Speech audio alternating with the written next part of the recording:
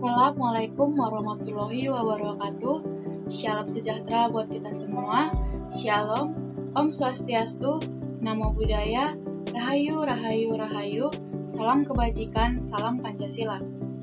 Kita dari kelompok 1 yang beranggotakan Fajar Dwi Kresnandar, J. Manika Rasdayani Brustepu, Ibnu Jainal Fikri, dan Ade Dermawan.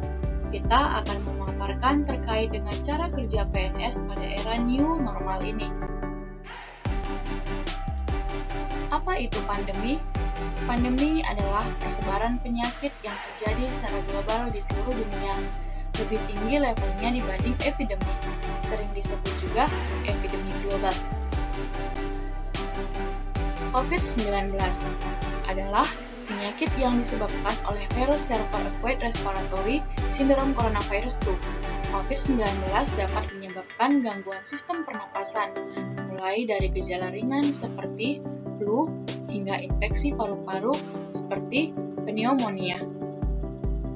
Dan sampai saat ini, COVID-19 masih terus meluas, sehingga membuat semua orang harus adaptasi dengan pandemi agar tidak tertular dengan virus 19.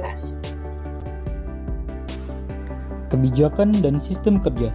Kementerian Pendayagunaan Aparatur Negara dan Reformasi Birokrasi atau Kemenpan RB telah mengeluarkan kebijakan yang mengatur sistem kerja aparatur sipil negara atau ASN selama pemberlakuan pembatasan kegiatan masyarakat atau PPKM darurat Jawa dan Bali. Pegawai ASN yang bekerja di sektor non-esensial di wilayah PPKM darurat wajib menjalankan tugas kedinasan di tempat tinggal secara penuh dan 100%.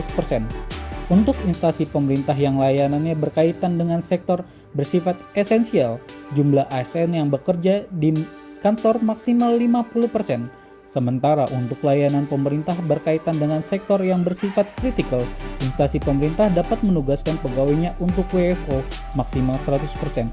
Kebijakan tersebut tercantum dalam surat edaran PAN-RB nomor 14 tahun 2021 tentang penyesuaian sistem kerja pegawai ASN pada masa pemberlakuan pembatasan kegiatan masyarakat darurat COVID-19 di wilayah Jawa dan Bali.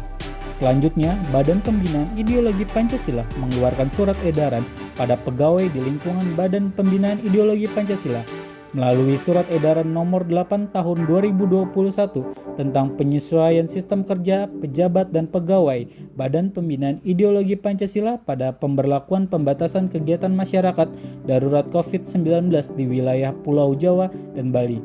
Penyesuaian sistem kerja bagi pejabat atau pegawai di lingkungan BPIP selama PPKM darurat. Pertama, WFO seminimal mungkin. Kedua, melakukan antigen 1 hari sebelum WFO. Ketiga, absensi melalui VNG di pagi pukul 8 waktu Indonesia Barat dan sore pukul 16 waktu Indonesia Barat. Keempat, melaporkan segala setiap kegiatan ke atasan unit kerja masing-masing.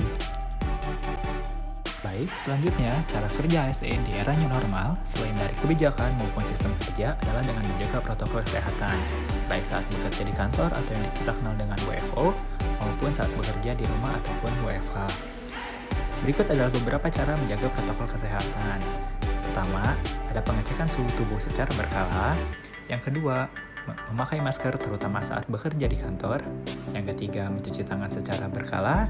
Yang keempat, menjaga jarak. Selanjutnya, diusahakan menjauhi kerumunan dan mengurangi mobilitas. Setelah menjaga protokol kesehatan, selanjutnya yaitu dukungan SDM. Penyesuaian sistem kerja bagi ASN di era new normal saat ini perlu dilakukan dengan memperhatikan manajemen SDM yang meliputi: pertama, penilaian kinerja oleh pejabat pembina kepegawaian atau PPK. Yang kedua, pejabat pembina kepegawaian memastikan kedisiplinan pegawai. Dan yang terakhir, pemantauan dan pengawasan oleh pimpinan dari masing-masing unit kerja. Selanjutnya yaitu dukungan infrastruktur. Adapun beberapa poinnya yaitu sebagai berikut. Yang pertama, pejabat pembina kepegawaian mempersiapkan dukungan sarana dan prasarana yang dibutuhkan ASN. Untuk yang kedua, pejabat pembina kepegawaian menyesuaikan lingkungan kerja untuk mencegah persebaran COVID-19.